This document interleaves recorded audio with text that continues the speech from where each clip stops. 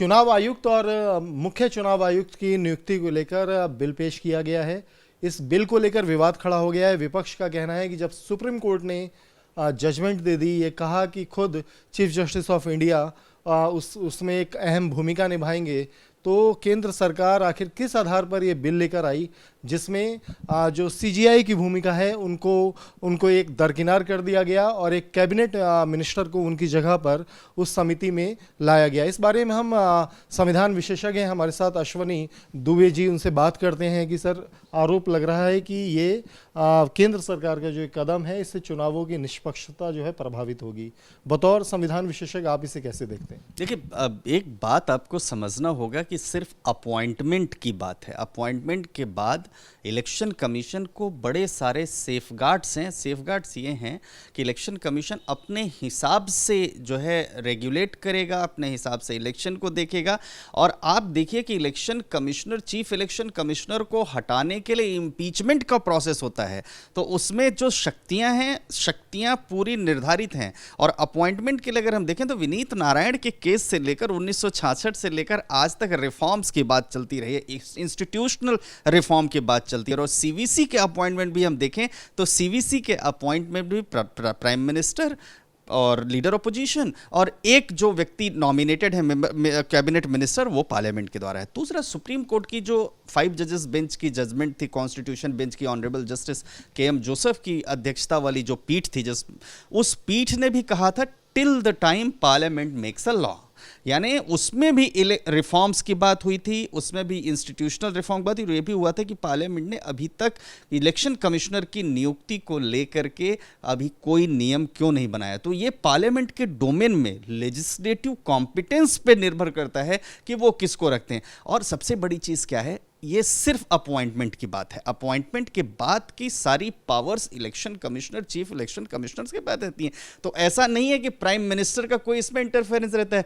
जिस तरह से हमारे देश की जुडिशियरी एक इम्पार्शियल संस्था है, उसी तरह से इलेक्शन कमिश्नर भी हमारा जो है बड़ा इम्पार्शियल। आप राज्यों में देखिए, कभी आपने सुना कि राज्यों में जो इलेक्शन कमिश्नर्स अपॉइंट होते हैं उसमें लीडर ऑफ अपोजिशन या वहाँ कैबिनेट मिनिस्टर की भूमिका होती है? वो जो सरकार जिसको चाहती है उसी को बनाती है।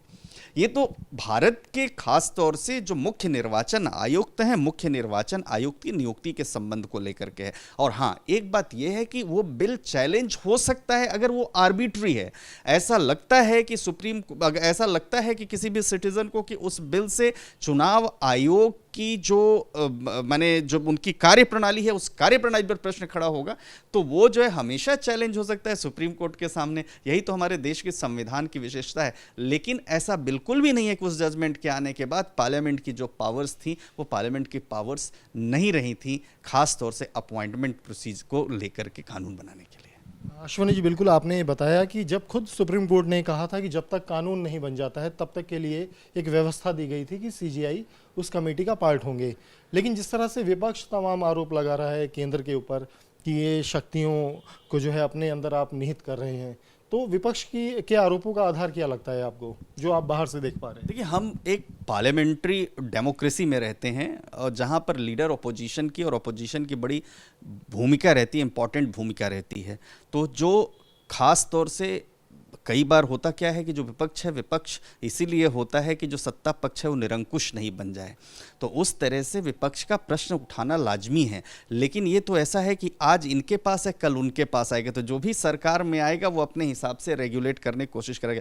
लेकिन उसके चेक एंड बैलेंस के लिए, उसको रेगुलेट करने के लिए हमारे देश की अदालतें भी हैं। हमारे हमेशा से आप देखिए कि जब लिली थॉमस के केस में 2 साल से ज़्यादा की सज़ा पाए हुए व्यक्तियों की जब उनकी मेंबरशिप जाने की बात आई, तो सुप्रीम कोर्ट ने ही तो सेक्शन 8 सबसेक्शन 4 को अल्ट्रा वायर्स क्वैश किया, जिसकी वजह से लालू यादव, राशिद मसूद की अध्यक्षता चली कि कितने महीने तक राहुल गांधी जी संसद नहीं आ सके थे। तो ये तो हमारे देश की ब्यूटी है कि एक अगर कोई कानून आर्बिट्री हो जाता है तो सुप्रीम कोर्ट जैसी संस्थाएं उसमें सामने आती हैं। और सुप्रीम कोर्ट भी कई बार कुछ ऐसा लगता है कि जजमेंट ठीक नहीं है तो उसको पार्लियामेंट रेगुलेट करता है। और अपोजिशन की भूमिका है, तो हम डेमोक्रेसी में ऐसे प्रश्न उठते रहते हैं। लेकिन एक अभी तक खास तौर से हम देखें तो हमारे इलेक्शन कमीशन की जो चुनाव संपन्न कराने की जो उनकी पारदर्शिता है, उस पर भले प्रश्न खड़ा हो, लेकिन सबूत ऐसा देश में कहीं नहीं आया कि इलेक्शन कमीशन ने जो है पारदर्शी तरीके से, निष्पक्ष तरीके से चुनाव ना करके एक पर्टिकुलर पार्टी को सपोर्ट करके जिताया। अश्वनी दुबे जी, बतौर संविधान विशेषज्ञ, एक अहम बात यह भी है कि अगर बिल को लेकर, कानून को लेकर अगर कोई सवाल खड़े होते हैं तो उसकी समीक्षा के लिए सुप्रीम कोर्ट है। अगर कोई आपत्ति होगी किसी की तो उसके लिए सुप्रीम कोर्ट फिर से ये मामला जा सकता है। वीडियो जर्नलिस्ट अतुल के साथ अवनीश चौधरी, न्यूज नेशन, दिल्ली।